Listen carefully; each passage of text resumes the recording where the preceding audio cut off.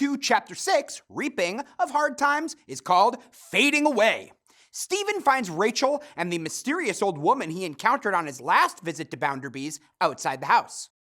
The old woman, Mrs. Pegler, has scheduled her visit earlier this year for easier travel in her old age. She returns with them to Stephen's home for a cup of tea. Mrs. Pegler explains she's lost her son, a comment Rachel and Stephen take to mean her son has died. Also, Stephen tells Rachel that he's been fired. When visitors arrive, Mrs. Pegler is terrified it's Mr. Bounderby and wants to hide from him. However, the visitors are Tom and Louisa, who's impressed with Stephen's courage. Louisa delivers her sympathies to Stephen about his job. Louisa surmises Stephen gave Rachel his promise not to join the union, and Rachel says she only wanted to help Stephen avoid trouble. Louisa offers Stephen some money to tide him over, but Stephen accepts only £2 to cover his traveling expenses to seek a job in another city. He promises to repay her. Before they leave, Tom speaks to Stephen alone on the stairs outside, saying he may be able to help Stephen find work.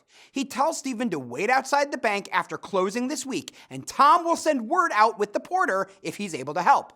After Louisa and Tom leave, Stephen and Rachel walk Mrs. Pegler to her lodging, and they say their own goodbyes. As instructed, Stephen waits outside the bank for an hour or so, each night for the rest of the week, but nothing comes of it. At the end of the week, he packs his few belongings, rises early, and sets out from Coketown on foot. Tom's suggestion for Stephen to wait outside the bank for news of a potential job is immediately suspicious.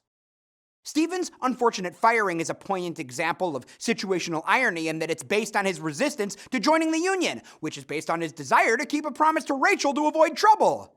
The very point of unionizing is to protect workers from retaliation from owners and managers when they stick together as a group.